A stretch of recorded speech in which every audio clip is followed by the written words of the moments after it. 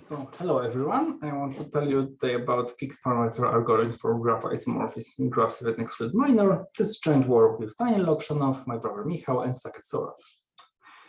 Okay, so let's start with defining the problem to be on the same page. We're going to get two graphs with unlabeled vertices, and we want to check if they're isomorphic. That means there's a map from one vertex to another that preserves edges. So exactly the edge of one goes to the edge of another one. Like in this picture, the letters give a mapping between this k33 minus one edge to this k33 minus one edge. Okay, so graph isomorphism is a very famous problem, so I probably shouldn't have defined it, but let it be.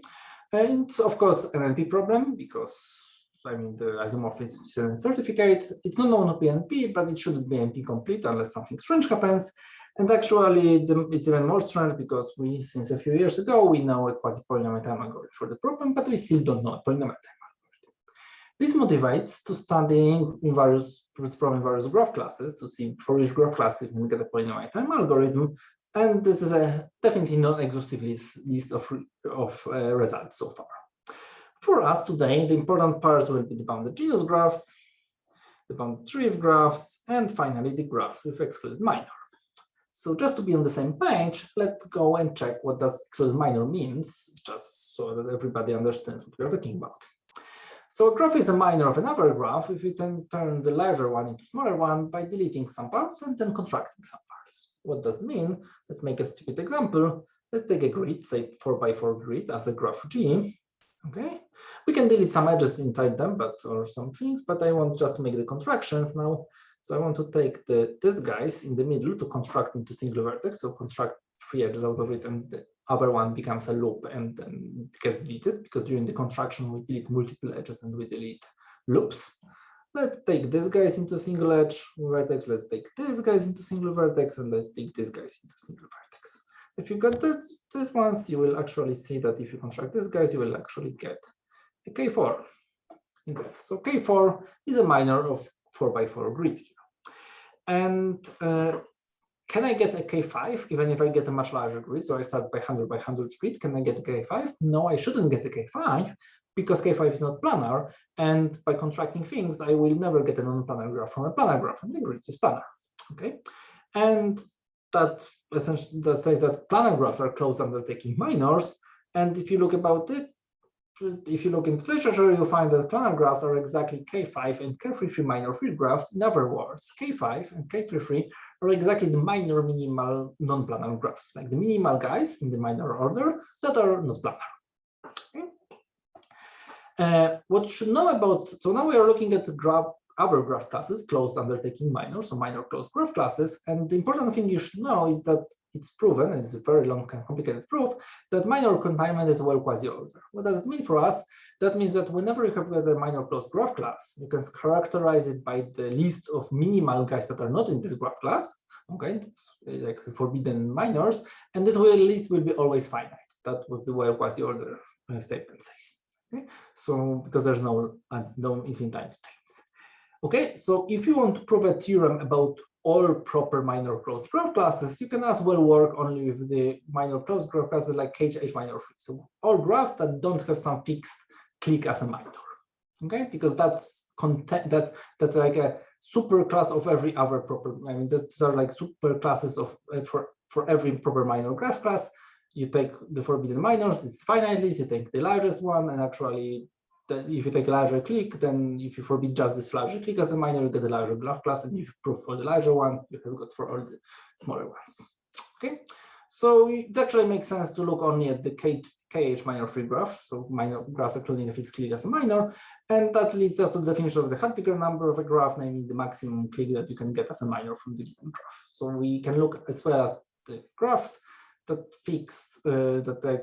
graphs of bounded Hadwiger number. That's an equivalent way of saying it here. Okay, and there's a rich structured property of minor closed graph classes that we'll leverage on some parts, but on this talk very hand wavy. Okay, let's go back to this list. And I want, okay, so if you look at this list, you have got algorithms for trees, planar graphs, they're polynomial algorithms, they're actually linear time algorithms. That requires a bit more effort, but that's not important for the talk. But let's look at the case of bounded genus graph. What does it mean about the genus graph? I mean, that's not one graph class, that's actually like a list. That's like graphs of genus at most 0, graphs of genus at most 1, graphs of genus at most 2, etc. This is actually a chain of graph classes, with this parameter being the maximum, say, OLE genus of the graph. Okay, so this is really a chain of graphs. So what does it mean, an algorithm about the genus graphs? It's actually a sequence algorithm. So you have got an algorithm here that solves planar graphs, genus 1 graphs, genus 2 graphs, etc. And they have got all polynomial running time, but this polynomial can get worse and worse with larger and larger graph class you have. Okay, so for example, in this graph class, is, if I know correctly, this is like n to the some function of genus. I think linear function of genus, but let's write f of g. That's not important. Was a vector function there. Okay, so this is, I think, is n to the order of genus here. For bounded degree graphs, you also have got some n to the order, n to the function of degree. Blah blah blah, and for, let's keep this this thing. It's not important here. But I think in Bodland there's actually n to the 3 plus 2 here or something like that.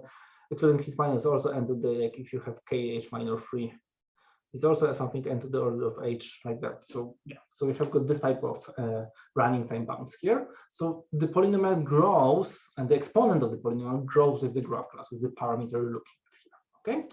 There is some effort in the recent years, very nice results, which are perpendicular to what I'm doing here, that actually try to take another color and try to add polylog here. So try to say that this is actually a polylog.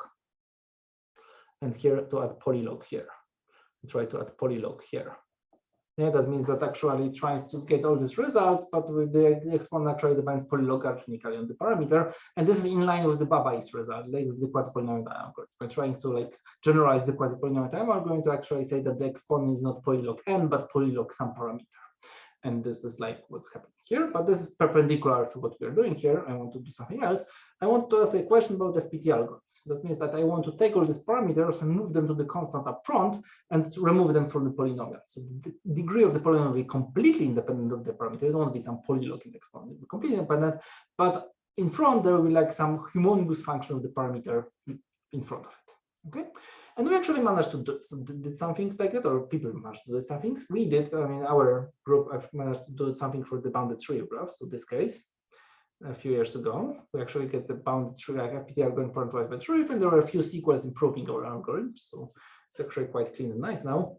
There was a preprint a few years ago by Kenichi Kawabashi on the bounded genus case with linear running time, polynomial being linear one, but I think it's still in a preprint form. There's actually a new ISA paper by Noyan that gives a clean other algorithm for this case.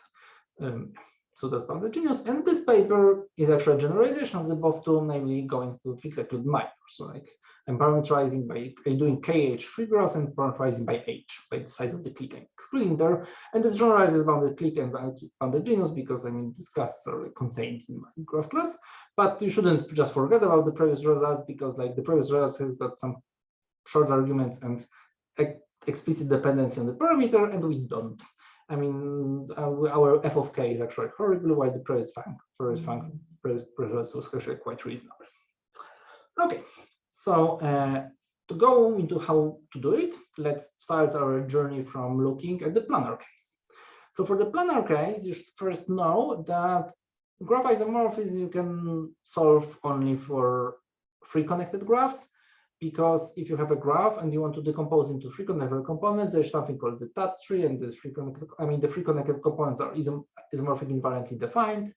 It's well understood, and you have got just your free connected components, and then you make a dynamic. If you understand how to compare free connected components of the graph, then you can make some simple dynamic programming to assemble it and compile it. Okay, so actually, yes. So actually, you can reduce the case of solving free connected graphs. And here comes the witness theorem, saying that if you have got free connected planar graphs, then they have got essentially one planar embedding. Okay, you still can do mirror of them, like mirror image. You can still choose what's your favorite outer face in the embedding if you're embedding the face, not in the sphere. But that's it. That's all what you can do with planar graphs. It's really rigid. And now, if you observe, if you want to make an isomorphism, check isomorphism to embedded graphs. That means that there's a graph which is redrawn on a plane, and there's a graph which is redrawn on a plane, and you want to check if this is the same like with the drawing. Then it's actually simple. Like you take, okay, let's try to do this vertex on this vertex and this edge on this edge, and then you're really checking, okay, if this edge goes to this edge, and the next clockwise needs to go to next clockwise, and it really propagates to the entire graph. So there's something like 2m, m is the number of edges. Guys to check whether they give you any isomorphism. It's more difficult to make it in linear time, but we want just polynomial time here. Okay, so there are actually really these two ingredients, but the second ingredient is actually two-part-type. So you have polynomial embedding and then checking embedded graphs is simple.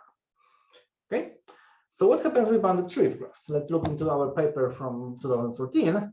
Well, now we wanted to have a rigid planar embedding here previously. And now what we want to say is that, hey,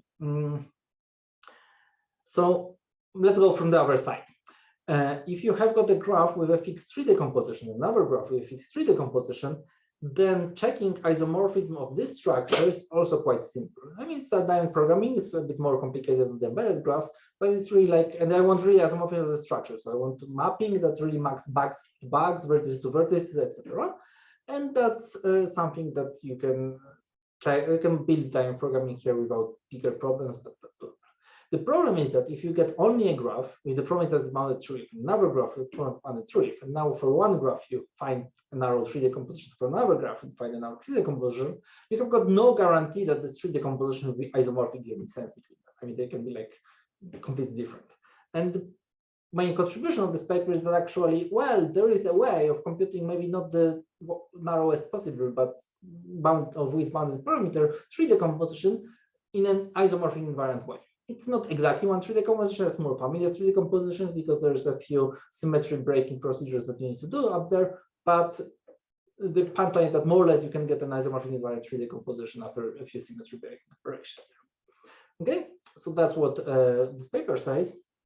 And yeah, so now let's check what we can do with the excluded minor.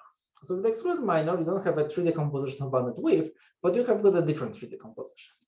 So there's a very complicated structure theory for graphs with excluded minor, including some fixed clip, due to Robinson and Seymour, that says the following, that you can make a tree decomposition, but now the bugs won't be constant like bounded parameter size, they can be huge, but they are, well, the intersections between neighboring bugs are small, so the bugs actually interact by a few vertices, but the bugs can be large, and the bugs are bounded genus with a noise. You don't need to read it, what it's on the slide. It's bounded genus with a noise. So there's some bound on the genus, and the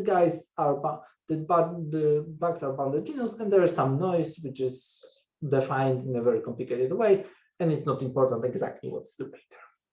Okay.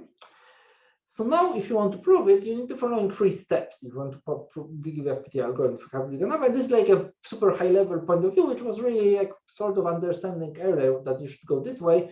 But let me highlight this process. So you want to compute the Robertson-Seymour decomposition, the one from the previous slide, in a sort of isomorphic invariant way. So that if you get 2 graphs and you compute the Robertson-Seymour decomposition, you get the same or the isomorphic decompositions. Okay. Then you want to compare it by bugs, which boils down to comparing near embeddable graphs, like bounded genus graphs, I mean, with noise. Okay, and now you want to prove the structure analog of the Whitney's theorem, that bounded genus graphs, in some sense, they have got rigid embedding. I mean, you can find some part of this graph, if this graph with high tree, then there's some part of this graph that actually embeds always in the same way, and then that gives you some sort of like only a few ways how they can map to each other. Okay, or they kind of embed it, and then you want to say that okay, if there's rigid, then you can actually compare and extend it to this like noisy part in some easy way. Okay, that's the super high level. But this is something that, okay, this is not a proof really. I mean, this slide is not a proof. How to get the details? I mean, that's a very vague line, but how to make it really work?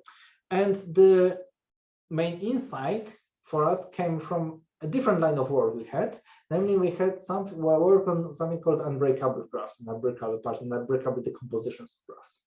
So I want to say that I have a big graph and there's some set inside it of interesting vertices, X. And I want to say that this guy is unbreakable. What does it mean? That means that however I take and try to delete k vertices, so I try to delete k vertices at most k vertices, then, and it gives me a partition into 2 sides. I mean, there's some, I mean, it's a really separation, so there's a cut and really assignment, which parts go to left, which parts go to right, then in one of the sides, there's at most q vertices, at most q interesting vertices. So q, this is q. So on one of the sides, there are most q interesting vertices. Okay, so one side x can be large, but however you cut with k vertices, there's a small side and most q vertices and the large side. This is unbreakable. And one of the tools which was we had in the actually that was developed mostly for the medium bisection problem was that you can get, there's an FPT algorithm that computes a tree decomposition such that every bug is unbreakable.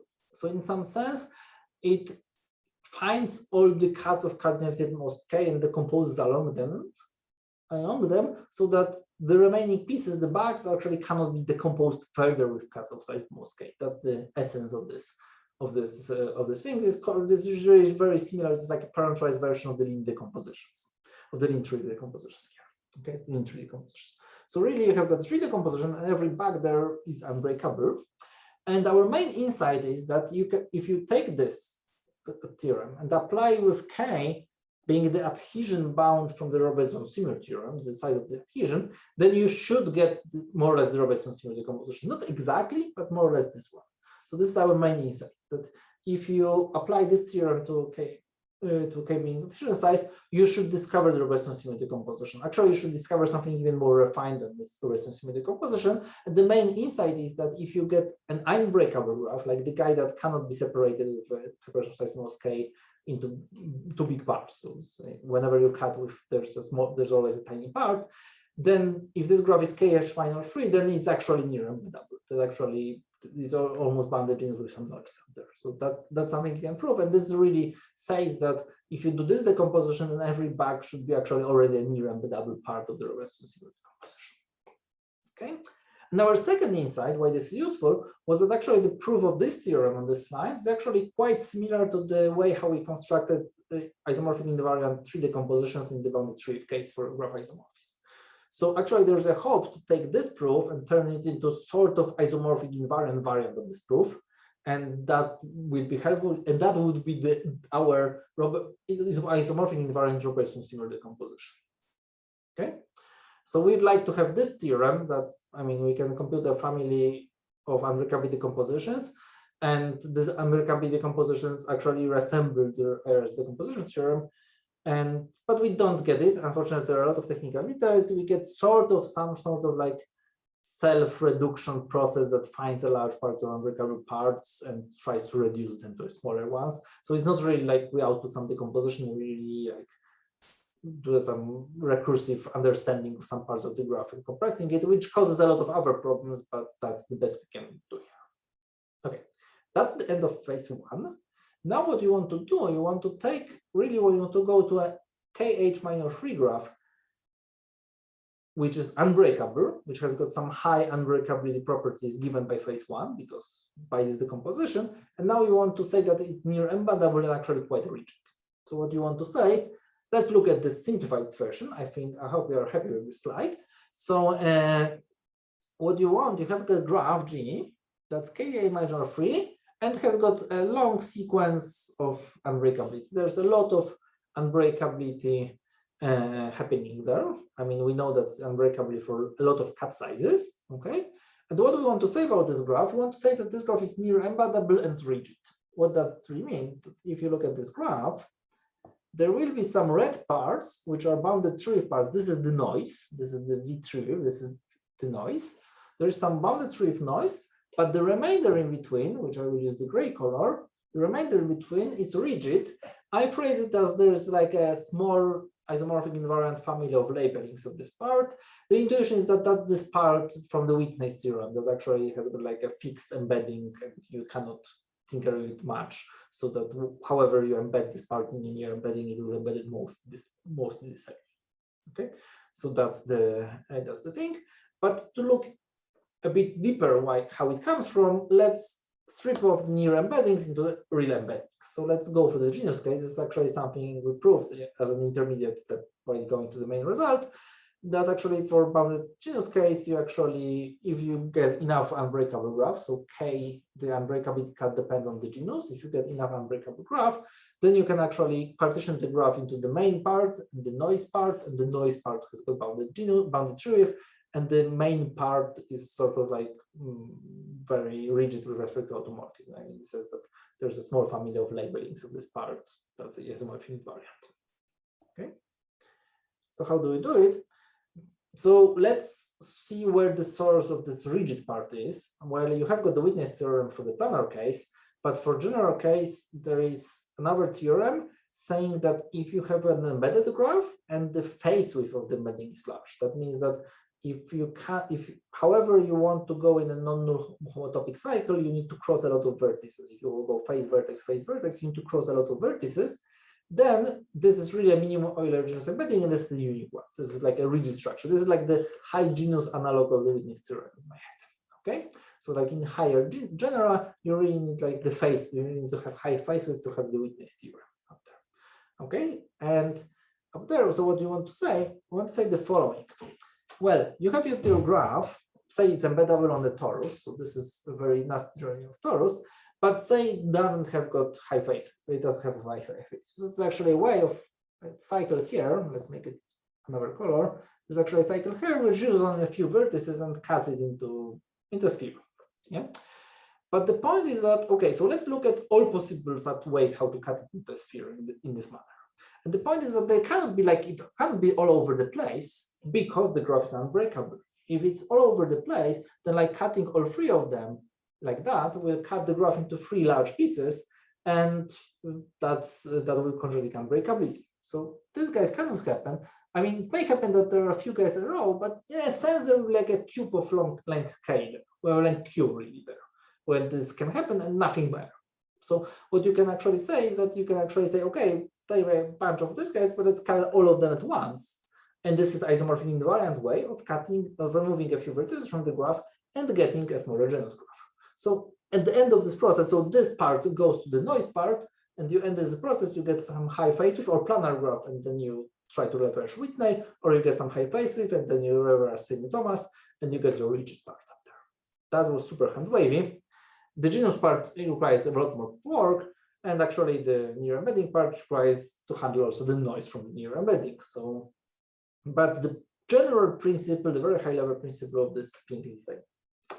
So to conclude, we proved that graph specificity are prolific number, but there is an asterisk there. Okay, first say that the unbreakability and breakability decomposition was the key idea to actually, instead of thinking of probability similar decomposition, to think into the breakability decomposition and try to relate this object to the probability similar decomposition properties. Okay, the point is that there's an asterisk here because we actually, our f of k is we don't know it's computable, because in the replacement, I told you that we don't really get the composition, we get some replacement, self-reduction replacement things, and some bounds on the representative, we cannot prove that they're computable. So actually, we don't know whether this f of k is really uniform there. So this is a non-uniform FPT algorithm. Okay, but the first part, if you ignore the non-uniform part, looks actually ready to take the next step. The next open problem being like do the same for topological minor. So the first part looks more or less ready for that. The problem is that in the second part, I mean, there's a near embedding part which is sort of coped with, but there's also, if you look about the decomposition theorem for actually topological minor, there can be bugs of the decomposition that are just of bounded degree. Okay, of bounded degree.